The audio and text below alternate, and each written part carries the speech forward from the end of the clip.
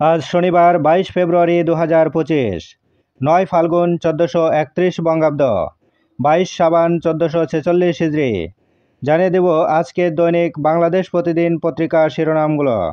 অপ্রতিরোধ্য অপরাধ বেড়েছে, ডাকাতি, ছিনতাই, খুন। নিয়ন্ত্রণে বসানো হচ্ছে আধুনিক ডিভাইস, বাড়ানো হচ্ছে টহল।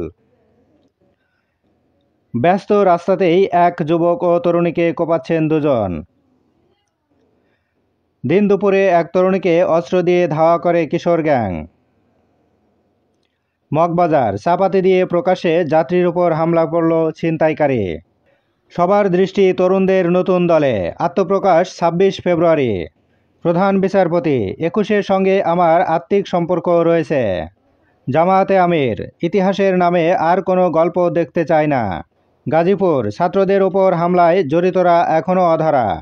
চলন্ত বাসে ডাকাতি, 3 দিন পর মামলা ওসি প্রত্যাহার। মোহাম্মদপুরে বন্দুকযুদ্ধ, 2 মামলা 5 জনের রিমান্ড আবেদন। সাবেক ইউপি সদস্যকে চোখ উপড়ে কুপিয়ে হত্যা। প্রধান উপদেষ্টা, 21শে ফেব্রুয়ারি এক অবিনাশী প্রেরণা। ডেভিল হান্ট, পিস্তল, গুলি, সামুরাই সহ গ্রেপ্তার আরও 461 জন। রণবীর জয়সওয়াল, সন্ত্রাসবাদ নিয়ে বাংলাদেশকে সতর্ক করেছে ভারত। উচ্চশিক্ষার সিলেবাসে এখনও মুজিব বন্দনা। প্রতিদিন দৈনিক পত্রিকাগুলোর শিরোনাম জানতে লাইক, কমেন্ট এবং সাবস্ক্রাইব করুন। এবার শেষের পাতা। তথ্য ও যোগাযোগ প্রযুক্তি খাত। লুটপাট করতেই হতো প্রকল্প, পাশ করানোর জন্য দেয়া হতো শেখ পরিবারের নাম। ঘুরে দাঁড়াচ্ছে পোশাক খাত, স্থবিরতা কাটিয়ে বাড়াতে শুরু করেছে রপ্তানি। 7 মাসে বেড়েছে 13.91%। প্রতি জেলায় দুদকের অফিস চান ডিসিরা। বৈষম্য দূর করতে রেলে পোষ্য কোটা বাতিলের প্রস্তাব।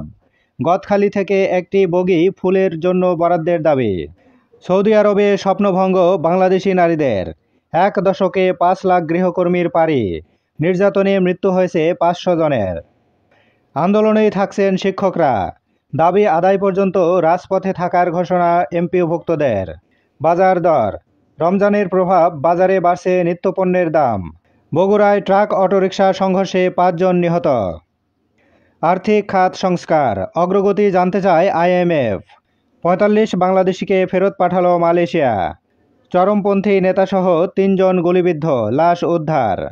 ব্রাহ্মণবাড়িয়ায় হামলার শিকার সাংবাদিক। দূষিত বাতাসের মধ্যে প্রভাত ফেরি করল শিশুরা। নিরাপত্তার কারণে বৈষম্যবিরোধী কনসার্ট স্থগিত।